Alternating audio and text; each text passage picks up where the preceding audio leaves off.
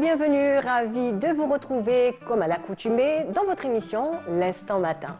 Aujourd'hui, comme vous pouvez déjà le voir, notre studio est joliment décoré avec de très jolis chapeaux et derrière toutes ces créations, nous avons le plaisir aujourd'hui de recevoir une artiste alors aux multiples dons en fait et on va essayer de découvrir aujourd'hui cette dame extraordinaire qui a un très long parcours derrière elle, qui est autodidacte et qui va nous parler un petit peu de son parcours. Et j'ai le plaisir de recevoir Rmikia Djefel. Bonjour. Bonjour, Vous merci. avez un très joli prénom. Merci, c'est gentil. Merci, Alors, merci d'être là. Merci pour l'invitation, je suis ravie. En tout cas, on vous remercie donc, pour toutes ces beaux objets que vous nous avez ramenés, donc ces belles créations de chapeaux. On est entre ancien et moderne. Oui. En fait, on va revenir un petit peu sur votre parcours. Donc, vous êtes artiste peintre, chapelière, vous avez vraiment plusieurs cordes à votre arc. Parlez-nous un petit peu, et on sait, hein, en fait, moi personnellement, je sais, peut-être que le téléspectateur il va le découvrir, mais en fait, vous êtes déjà né, vous avez grandi dans une famille d'artistes. Oui, oui, j'ai baigné dans l'art depuis mon jeune âge. Que ce soit peinture, gravure, musique, poète, ma grand-mère qui était poétesse, donc j'ai touché un petit peu à tout. Donc, dans tout ce qui était beau. Oui, tant qu'ils ont pavé un petit peu le chemin, je les suis et j'en suis reconnaissante. Voilà. Alors voilà, et je voyage d'un art à un autre, je découvre, je transforme et je crée. Donc c'est vraiment au gré de vos envies. Oui, oui. Absolument. Donc on a dit que vous avez baigné dans un monde artistique puisque votre père déjà lui-même était un artiste, artiste peintre, graveur, décorateur aussi. Oui. Donc miniaturiste. Miniaturiste aussi. Ça se passait comment un petit peu avec votre papa? Il avait son atelier à la maison et ouais, c'est déjà une chance quand on est tout petit de pouvoir rentrer dans un atelier d'artiste. Oui, non. J'imagine que ça devait être son côté secret, donc on ne pouvait pas passer quand il était en pleine création. J'arrivais à me faufiler de temps en temps, surtout le soir. Et comme c'était un papa qui ne parlait pas beaucoup, donc quand je lui posais des questions, il me disait « observe ». Regarde le geste, regarde les couleurs, regarde l'ombre, la lumière. Regarde surtout le geste, la technique. Et je me fâchais parce que je ne comprenais pas. Mais bon, j'ai appris à observer. Heureusement, je le remercie. Je suis vraiment reconnaissante pour cette richesse, cet héritage qu'il m'a laissé. Donc, et c'est comme ça que j'apprends à mes élèves la même chose. Même si je parle avec eux, je leur apprends à observer. Et en fait, c'est la première façon c'est la meilleure façon d'apprendre. Oui, meilleur et ça m'est resté maintenant, hein, parce que maintenant, là où je passe, je fais le hadja facilement. D'accord. Je regarde, tous les arts m'intéressent. Tous les arts m'intéressent. Alors, vous avez commencé, comme vous étiez en train de le dire tout à l'heure, par apprendre à enfiler les perles, c'est ça? Oui, à l'âge de 7 ans, comme j'avais une... C'est déjà très jeune, 7 ans? Oui, oui. J'allais en vacances chez ma tante. Et comme elle était couturière, elle avait un grand atelier, une grande table, et tout. Et comme moi je bougeais, pour me calmer, elle m'avait donné, je me rappelle le premier travail que j'ai fait, c'est une petite serviette avec 2 colombes. Et elle m'a appris à travailler les perles, à enfiler une djoumoul kintir. À l'époque, oui. Voilà. La serviette, je l'ai jusqu'à maintenant, elle a plus de 50 ans. Vous allez deviner mon âge, mais je n'ai pas envie de parler mon âge. Non, elle a plus de 50 ans, la serviette, je l'ai à la maison. C'est un très beau souvenir. Et c'est comme ça que j'ai commencé à faire le perlage. Et puis après, je suis passée avec mes cousines sur les coupons de mariée. Avant, on n'avait pas un grand choix de coupons. Donc on travaillait le coupon avec perlage, dentelle et perles. Et on préparait les coupons. D'accord. Donc c'était pour la mariée. Donc on travaillait comme ça. Et c'est donc c'est comme ça que j'ai appris. Beaucoup de dextérité, beaucoup de patience. Il y a aussi le goût qui s'installe, hein, cette espèce de mélange de savoir mélanger les couleurs, les matières. C'est ce qu'on retrouve aujourd'hui puisque vous aimez toutes sortes de supports, mis à part la peinture. Donc vous avez commencé à peindre très jeune âge aussi. J'ai commencé à peindre et à dessiner avant même d'aller à l'école. Donc c'est normal, il fallait que j'imite mon père. Mais mes oncles, on vivait dans une villa familiale, donc tout le monde était là, chacun avait son travail, son côté secret, donc chacun travaillait. J'avais mes oncles, on avait, donc j'ai baigné dans un monde qui n'existe plus maintenant. Oui, exactement, c'est vrai. Je suis un petit peu nostalgique de ces moments-là. Mais bon, voilà, c'est comme ça que j'ai commencé à peindre. Et surtout, j'ai commencé à peindre ce que je voyais. Ma grand-mère m'emmenait avec elle dans les fêtes. Et ce qui me fascinait à ce moment-là, pourquoi j'ai touché au stylisme par la suite, c'était la mariée. À l'époque, la mariée, c'était une princesse. C'était avec ses beaux vêtements, ses beaux habits. Moi, quand j'étais là, quand je rentrais à la maison, je reproduisais et je redessinais la mariée avec ses robes, sa coiffure. Ses bijoux, tous les détails. C'était comme ça que j'ai commencé à dessiner. J'ai commencé par dessiner la mariée. D'accord. Et puis après, bon, j'ai touché à autre chose, que ce soit les paysages, j'ai passé à autre chose. J'ai continué, ça m'a toujours accompagnée pendant toute ma vie jusqu'à maintenant. D'accord. Voilà. Après vous avez eu quand même une carrière, vous avez fait vos études. Oui, je ne les ai pas terminées parce que j'ai commencé à travailler très très jeune. Vers 15 ans, j'ai fait ma premier kereko. Voilà, c'est ça, c'est un détail de taille. Donc un kereko que vous réalisez à l'âge de 15 ans. À 15 ans, c'était mon premier. C'est quoi exactement 4 mains? Qu'est-ce que vous voulez dire? Ça veut dire que moi et ma tante, on a travaillé à 4 mains. C'est-à-dire que je ne l'ai pas fait toute seule. D'accord. Voilà. Et ce kereko était destiné à une personnalité? Oui, la comtesse Galeotti de Rome. Son mari était installé ici, il avait son entreprise ici, il travaillait en Algérie. Et donc ce kereko est parti pour une... Oui, parti à Rome. D'accord. Voilà, il a eu un grand succès. Comment il a été? C'était moi, c'était mon dessin. Très bien. Voilà, c'était mon dessin et il était un modèle unique. Très bien. Par la suite, il y a eu tellement de monde qui sont venus d'Italie pour commander chez ma tante. C'est vrai que déjà que le kereko en lui-même est un vêtement extraordinaire, très joli, très élégant, très féminin aussi. Oui. Et surtout quand il y a le savoir-faire derrière. Donc, c'est une très très belle tenue. Moi, absolument. Je le mets en numéro 1, le kereko. Par rapport aux autres, c'est tellement Elles large. sont toutes très très belles, mais le kereko est une touche un peu spéciale. Et à 20 ans, j'ai fait mon premier trousseau de mariée, donc ce premier kereko, voilà, c'était à 20 ans. Très bien. Donc, quand on a été à la fête, ils disaient où est la couturière qui a fait ce travail. On me montrait, ils me disaient non, c'est pas vrai, elle est jeune. Aussi jeune que ça? Elle est jeune, non, c'est pas vrai. D'autant plus que j'ai fait un modèle qdim, Tazman. Bon, selon le goût de la mariée, bien sûr. Absolument. Donc vous êtes toujours resté dans le stylisme, dans la création, vous êtes un petit peu resté dans ce monde un certain temps. Un certain temps. Et puis bon, en même temps, j'avais mon travail. J'étais pendant 22 ans dans un département de communication et de marketing. Et j'ai pris ma retraite. Et après là, vous avez pu vous consacrer entièrement? Non. Je travaillais au parallèle. Je travaillais au parallèle. J'ai eu un parcours aussi avec les écoles. C'est important aussi. Il y a aussi avec les écoles étatiques, parce qu'on a beaucoup d'enfants qui ne peuvent pas se permettre de prendre des formations. On a des cours chez des artistes ou des écoles d'art. À un certain moment, il n'y en avait pas. Maintenant, on en a, alhamdoulilah. Mais j'ai fait du bénévolat au niveau des lycées. Je m'occupais du programme culturel du lycée à Ben Ramdan. On a fait du théâtre, de la musique, de la peinture. Je n'ai pas fait que ça. De la peinture, le jardinage. On a tout fait. Je leur apprenais le recyclage. Parce que le recyclage, ça ne coûte pas. On donne une deuxième vie aux choses qu'on a l'habitude de jeter, que ce soit le plastique, le carton, le cuir. Il y a certains objets on a fait des tables, on a fait des poufs, on a fait des fauteuils avec du plastique et du carton. On a fait des expositions. Et puis, il n'y a pas de suivi. Les enfants étaient ravis parce qu'ils découvraient un autre monde. En même temps, la propreté, ne pas jeter. Oui. Et en même temps, ce que tu jettes, tu peux lui donner vie et devenir un objet d'art. Lui donner vie. Donc là, vous avez côtoyé les enfants, donc c'était des adolescents donc à l'époque. Ça vous a donné des enfants en plus jeunes. Plus jeunes, oui. Ça vous a donné donc encore par la suite d'essayer toujours de rester dans ce monde, de transmission avec les plus Oui, jeunes? c'est très important de transmettre. Rabbi Atana a un don, donc autant faire en profiter les autres. Oui. Comme j'ai appris de mon père et de mes oncles et de ma mère et de ma tante, je ne vois pas pourquoi je ne vais pas transmettre aux autres. C'est ma seule richesse pour moi. Donc Et c'est autant... une très grande richesse. C'est une très, très Merci. grande richesse. Et déjà aussi le don de soi. Il y Oui. a déjà aussi le don de soi, tout ce temps que vous consacrez à cette transmission.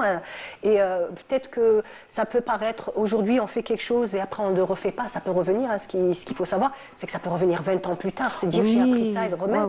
Oui. Voilà, donc... Là, j'ai formé des enseignantes au recyclage pour qu'elles transmettent en même temps ne serait-ce qu'une heure par semaine. Et on a un programme tellement chargé, un programme scolaire tellement, qu'ils n'ont pas le temps pour les activités manuelles.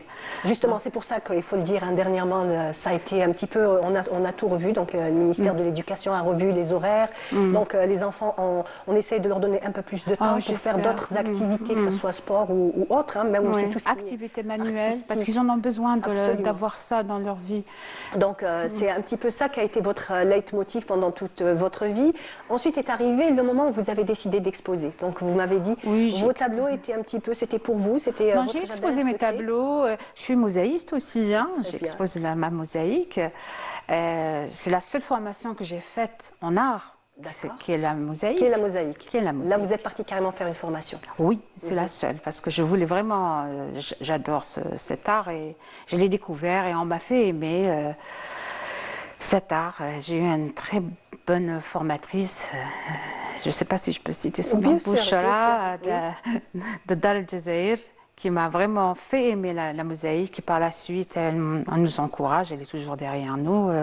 Voilà, on est plusieurs mosaïstes. Vous en faites toujours jusqu'à aujourd'hui? Toujours, et j'expose aussi. Très bien. Okay. Donc, une exposition à Londres? Oui, là c'était une expérience sur le tas parce que je passais et j'ai vu une petite exposition collective et voilà, parce que comme j'ai mon enfant qui est là-bas, mes sœurs, donc j'ai tenté le coup, voilà, pour voir un petit peu que ça commence à un petit peu, vous vouliez voir je voulais connaître ce monde-là, voilà. Très bien, alors on va juste voir le jingle et on revient juste après, on continuera à parler de l'exposition de Londres. D'accord.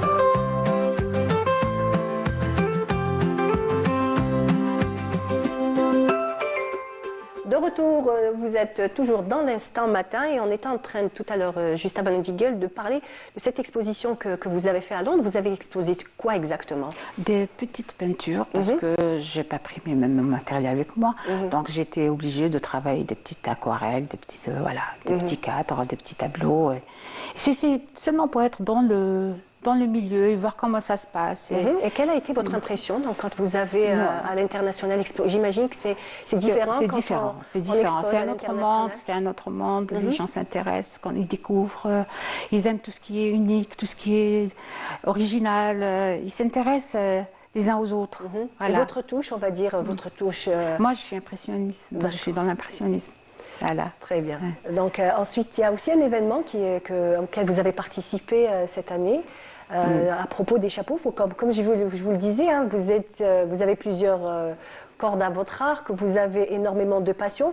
Et là, comme on peut le voir aujourd'hui, c'est cette passion pour comment un petit peu travailler les chapeaux, les décorer. Donc c'est pour ça que je disais, vous utilisiez plusieurs supports, votre peinture est un peu partout. Vous réussissez un petit peu on va dire, à l'introduire très joliment, par exemple comme ici. Donc ça peut être...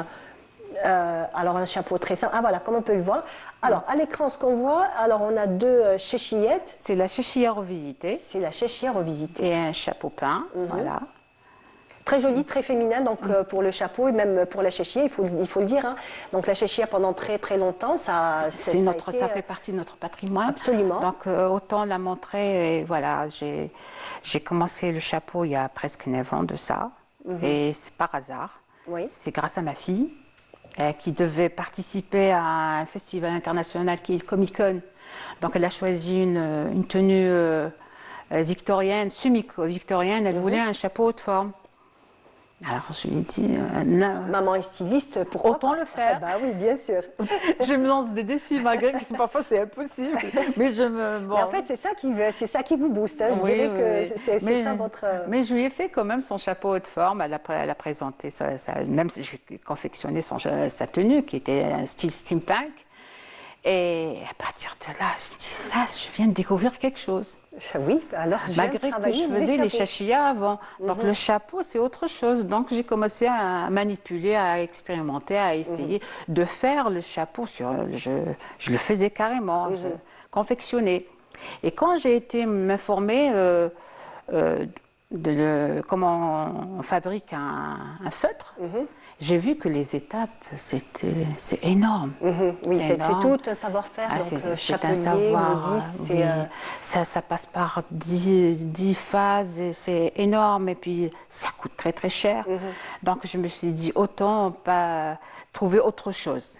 Malgré que je me suis intéressée, je l'ai fait et j'ai commencé à... Alors voilà, on a un très joli chapeau là à l'écran. Donc c'est une chachia, c'est ça? C'est la chachia, c'est ma création avec laquelle j'ai Très joli. participé à l'édition, la 15e édition de rencontres internationales de l'art du chapeau. L'art du chapeau. Donc Voilà. on vous a appelé, vous avez participé à... Oui, on à m'a cette- contacté. Ils ont dû voir ma page, bien sûr, comme je partageais mes chapeaux. Et au début, ils pensaient que j'allais participer avec un chapeau peint. Alors que moi, non. Je pars en Europe, autant montrer Exactement. ce qu'on fait, malgré que je n'étais pas dans le thème.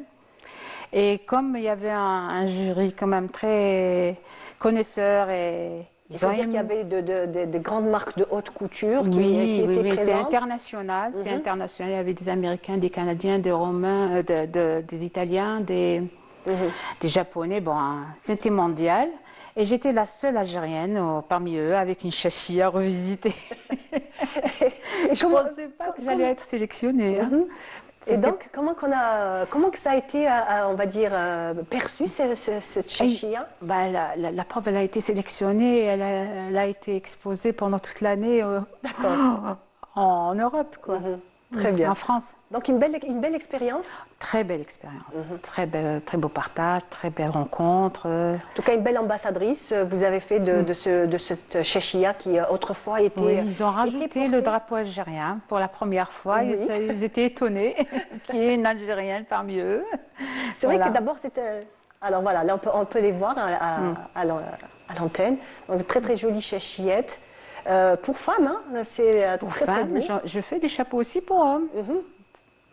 Pour hommes, pour enfants. Je peins des casquettes.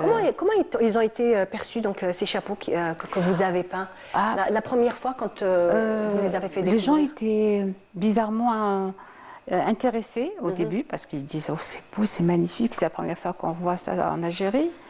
Mais pour porter ça, toutes les femmes me disaient non, on n'oserait pas porter des ça chapeaux, oui. en Algérie. Alors qu'il y a des femmes qui portent des chapeaux.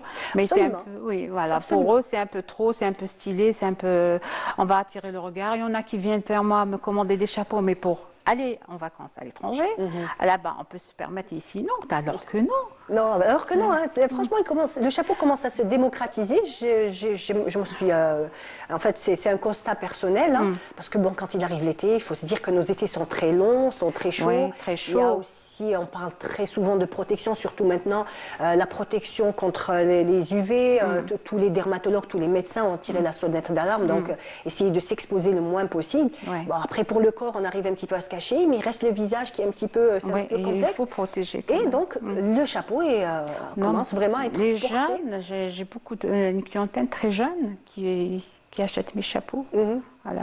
Certaines dames, bien sûr, mais beaucoup de jeunes. Et surtout les femmes qui portent le voile. Oui, donc on Voilà. les voit, c'est Alors, vraiment tout un art hein, de oui, porter j'ai mes la copines qui manière portent dont le elles voile, mettent ont commencé à porter le chapeau. Absolument. Avec des couleurs En plus, c'est vraiment des assorties. grands chapeaux, donc Oui, qui c'est très font beau, de c'est l'ombre classe, sur le c'est- visage, absolument. Et puis, il faut assumer le chapeau. Hein. Ça change une allure, ça change, c'est élégant. C'est très élégant, c'est vrai, Voilà, c'est très ça féminin. change carrément la tenue de la personne et même notre façon de marcher change. Absolument, Il faut c'est le- vrai. Quand on a un il chapeau faut le sur la remarquer. tête, oui, c'est vrai qu'on marche différemment. On va encore parler d'autres expositions que vous avez fait, donc votre dernière exposition de peinture. C'était mes chapeaux. Oui. Ce week-end-là, chez Dolphin, chez Céramique Djerboa, j'ai exposé parce que je fais aussi les chaussures. D'accord. Tout ce qui est accessoires de mariée. Donc voilà, j'ai exposé mes chapeaux.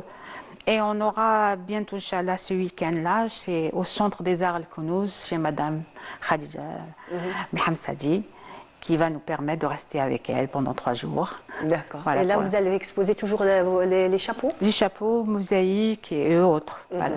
Très bien. Donc, est-ce que par exemple, il y a encore des supports que vous n'avez pas encore explorés? Est-ce que dans votre esprit, il y a encore d'autres choses que vous Oui, avez la poterie. La poterie. Ah, oui. Ah, j'aime bien comment vous le dites. La poterie, genre, ça fait longtemps que Parce vous y que ça me pensez. trotte et puis je me dis, il faut que j'ai le temps. C'est vrai que quand on est multitâche, il faut vraiment voler le temps. Oui, Oui, j'imagine. donc il faut avoir le temps. Voilà. Il faut avoir le Il y temps. a aussi une autre facette aussi de vous, c'est que vous formez les jeunes. Oui, des jeunes ateliers aussi, d'enfants. J'ai arrêté avec les ados. Maintenant, on prépare un atelier pour les adultes. Mais pendant 3 ans, on a exposé. Chaque fin d'année, on expose. Donc, une fois que vous travaillez, vous formez les enfants pendant toute l'année et en fin d'année, Oui, vous exposez. je leur offre une exposition. Ah, très bien. Voilà. Très bien. C'est mon cadeau pour mes élèves pour voir. Je veux qu'ils sentent qu'ils sont des artistes. Déjà, mes élèves, les ados, ils sont 13, 14 ans, ils parlent comme des artistes. J'imagine. Non. Ah oui, ils viennent même apprendre des choses. Hein. Mais parfois, ils chopent des techniques, ils viennent dire j'ai appris telle chose. Madame, est-ce que vous connaissez? Moi, pas, comme je suis une ancienne. Oui. Donc, oui, je suis intéressée. Parfois, ils m'étonnent et je suis toujours Ils ravie. sont curieux, ils Oui, sont très dynamiques. Tous mes élèves ont arrêté de s'intéresser au téléphone. Ah, très bien. Ça, c'est un point positif. C'est devenu leur passion et le fait que j'ai arrêté avec eux, j'ai un pincement au cœur. Mais bon, je sais qu'ils ont acquis quand même quelque chose et ils ont encore à apprendre, mais ils ont déjà exposé. Ils savent ce que c'est qu'une exposition. Voilà. C'est surtout à leur jeune âge. Hein. Oui, En ils fait- sont passés à la télé aussi. D'accord. Et c'est ça, c'est Donc, une ça y est, fierté. la graine d'artiste est prête Ah oui. prête à faire surface dans quelques années, oui. grâce à vous. Pas grâce à moi quand même. Ils doivent avoir le don. S'ils n'ont pas aimé, ils n'auraient pas pu C'est vrai s'intéresser. il faut le dire aussi, il y a aussi la personne qui vous apprend, nous marque qu'on le Oui, veuille il faut ou non. savoir transmettre aussi. Très bien. C'est ça, il y a une manière de transmettre, il y a Oui. l'art et la manière. Et pour moi, c'est des ateliers libres. Un de mes élèves, déjà, un homme l'école. L'école, ils sont là, il ne faut pas Structurés, parler. Voilà, non. encadrés, oui. Chez moi, non, ils peuvent parler. Si ils n'arrivent pas à continuer, qu'ils se lèvent, qu'ils me parlent, qu'ils soient à l'aise. Moi, je veux que ce soit à la cool. C'est des ateliers libres, Très bien. que ce soit pour ados ou adultes. Dans ces ateliers, est-ce On que a par fait- exemple c'est peinture ou chacun choisit ce qu'il a Non, envie? on fait peinture, la base, bien sûr, la base, le dessin académique, et puis on passe sur d'autres supports, que ce soit le bois, les toiles, ils ont fait même des chapeaux. Aussi. Oui, ils ont peint des chapeaux, la plupart ils ont ramené des chapeaux de leur maman. D'accord. Donc, pour vous dire l'image de leur maman, comment c'est très important, c'était pour leur maman. Donc ils ont décoré des chapeaux, on a fait des coffrets, un tas de choses, sauf la poterie. Parce que moi, je veux vraiment la maîtriser pour la transmettre. Très bien. Donc, et la poterie, vous comptez faire comment? Une formation Oui, ou, je voudrais apprendre. Et il y a une artiste que j'admire, c'est Madame Bacha. Je ne sais pas si vous connaissez. Oui, j'imagine. C'est Oui. une grande artiste. Elle a un style à part. Et j'ai envie d'être son élève. D'accord. Alors, Madame Bacha, ça y est, la proposition est lancée. Même à mon âge, je suis toujours une élève. Absolument. En fait, c'est exactement ça. Alors, on a une photo, une très jolie ça, photo. c'est mes Alors, élèves. dites-nous qui sont. C'est mes élèves, c'est ceux qui sont devenus artistes pour moi. D'accord. Ceux qui sont passés déjà à la télé. Alors, il y en a une qui est mentale, mentale, mais qui est restée avec moi pendant 3 ans. Justement, Qui a un style, qui a développé son style. Et je l'ai laissé faire. Je lui fais pas une structure ou elle avait ses gestes à elle, ses couleurs à elle. Et on choisissait ensemble le thème pour l'exposition. Et elle choisissait toujours des portraits de femmes qui lui ressemblent. Qui lui ressemble à elle, d'accord. Elle allait toujours vers des portraits de femmes. Mais... Bon, on a fait plein de choses ensemble. En tout cas, elle est magnifique. restée 3 ans avec moi. Magnifique. Ben, j'espère encore que d'autres élèves, en fait, d'autres jeunes enfants Inch'Allah. auront encore l'occasion de vous côtoyer, d'être. Inch'Allah, j'espère avoir le temps, Inch'Allah, pour Très eux. bien. En tout cas, merci beaucoup. Merci à vous. D'avoir Merci, répondu j'ai été présent. ravie pour ce partage. En tout cas, sincèrement. merci. Nous aussi, franchement, nous sommes ravis de vous nous avez un petit peu amené dans votre monde et bonne continuation. Merci. Quant à moi, je vous donnerai rendez-vous le jour où vous aurez une exposition de poterie. Ah, ce serait super. Vous serez de retour avec Avec toutes vos plaisir, œuvres. avec plaisir, Inch'Allah. En tout cas, merci beaucoup. Bonne Merci à vous, continuation merci à à vous. vous. On arrive à la fin de notre émission. C'était l'Instant Matin. Donc aujourd'hui, nous avons voyagé dans le monde de l'art.